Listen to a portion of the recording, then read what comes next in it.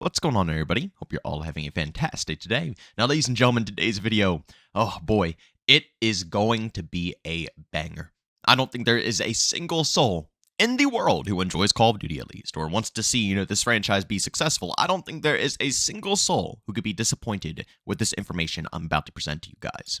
And that is the fact that Bobby Kotick is indeed leaving Activision. As you can see right here from Charlie Intel, Bobby Kotick will leave Activision Blizzard in January 2024 after Xbox's Phil Spencer asked him to stay on through end of the year. Kotick will receive over $400 million as part of the deal closing. Now, sadly, of course, we don't want to see this man catch a check, right? Honestly, after all the stuff that he's done to this community, and not just the community, the stuff that he's done to Activision, the employees there himself, this dude is absolute scum. So, it sucks that this man is getting $400 million, but that's just simply the business world. To buy out this person, they're going to have to cough up some cash money. But I guess, with that being said, he's out of the picture, ladies and gentlemen. January 2024, this man is going to be out of Activision, and he will no longer have a say when it comes to anything regarding, well, obviously all the games are under Activision, but specifically, of course, because of this channel, Call of Duty. And I gotta be honest with you guys, even though the deal, it's been taking a while to go through, even though it's finally gone through, but it's always been multiple things, multiple different cases being brought up saying that it's a monopoly and they can't own Activision, so on and so forth. Throughout all of this, I have a really good feeling that Microsoft has still been dabbling within the Call of Duty franchise. You can call me crazy, and again, none of this is true information. It's just, stuff that I've been thinking up, but really, think about it. Modern Warfare 3, this is the most communication we have ever gotten from a development team. Ever. And you can argue Vanguard, which, yes, Vanguard, they did communicate with us. They gave us some good feedback. But at the end of the day, they didn't go all the way. It took them a while to even make the changes in the first place. And then after everybody complained a little bit more, they added in Dead Silence. And they still didn't fix the minimap. Don't get me wrong. They did not fix the minimap in Vanguard. They added a perk to fix the minimap, right? That's what they added. So, they did a few things. And then afterwards, communication completely died out. But we never actually seen them, like, for instance, with Modern Warfare 3, actually go down a checklist of things that we have complained about and fix each and every detail. This is the first time ever in any Call of Duty game. So it's making me think, I'm wondering, is Microsoft freeing up, the development teams? Are they able to communicate more? Are they able to talk more? Also, ladies and gentlemen, don't forget, because I know it's not really talked about too much anymore, but all the OG servers have been revived as well, specifically for the Xbox. And this is all going on during the time period that Microsoft wanted to purchase Activision.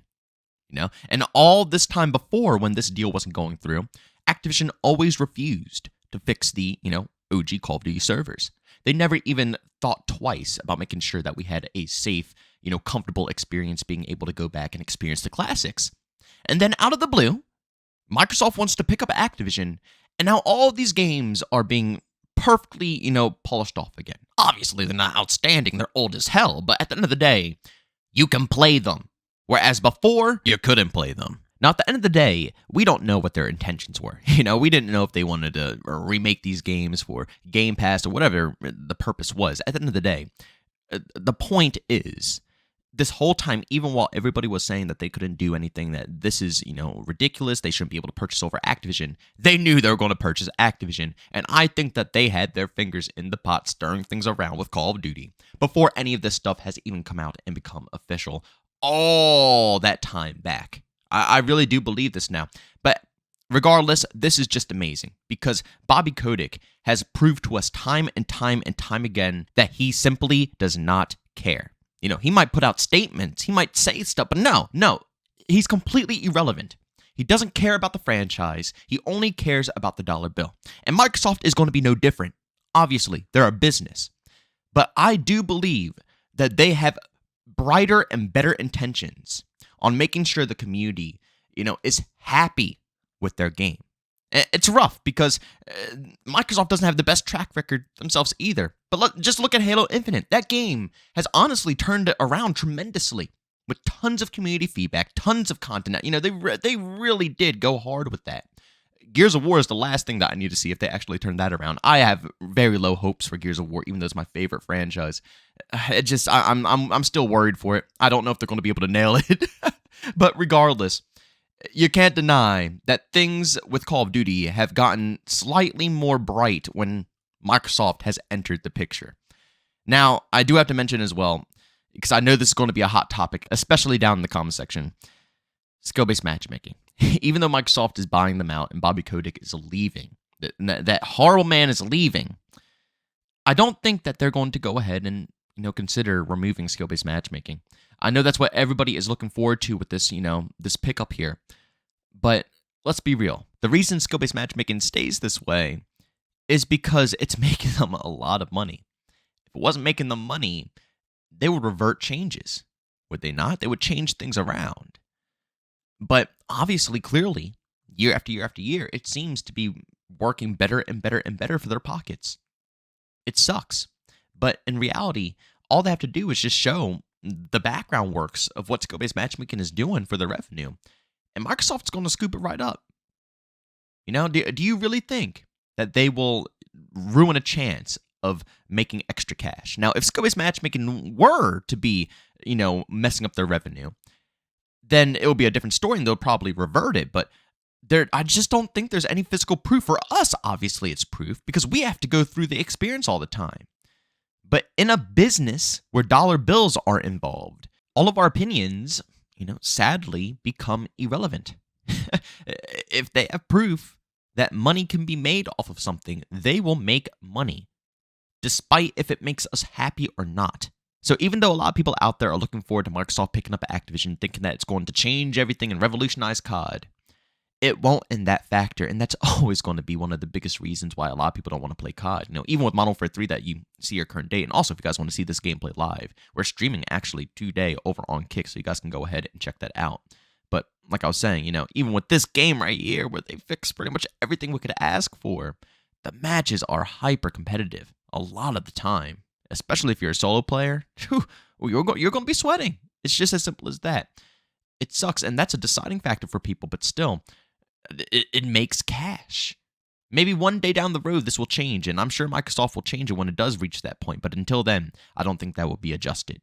But right now, I think the best factor of Bobby Kotick getting the hell out of this game is just the fact that it seems that we're getting better communication and better products that are actually hyper-focused to what the community wants, maybe even a tad bit more love towards the multiplayer side.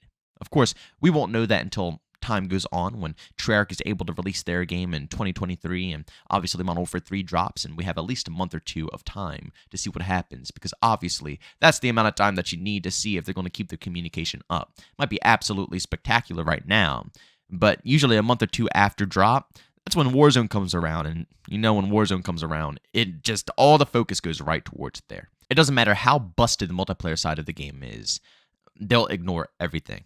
Again, I always point this out, but Modern Warfare 2, the UAV glitch is still in the game, months down the road.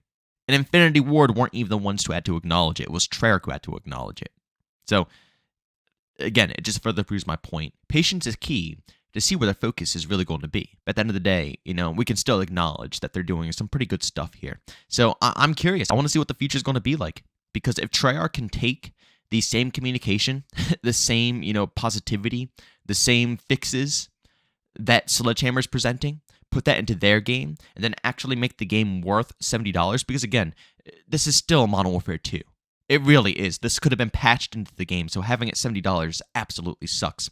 But if Treyarch can prove to us that they can do everything that Sledgehammer is doing, plus more, I will believe that Microsoft is the deciding factor, and Bobby Kotick was the one and only man who was holding down this whole franchise. But ladies and gentlemen, as always, if you enjoyed today's video, make sure you leave a like, and moments to hate it, leave a dislike. Don't forget, subscribe, hit that bell if you want to be notified for more content regarding Call of Duty X Defiant. We have tons of stuff planned throughout the weekend, and of course next week.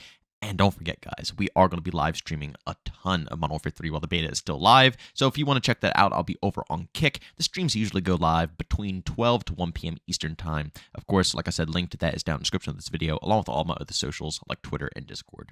But thank you for tuning in. I'll see you on the next one. Peace out.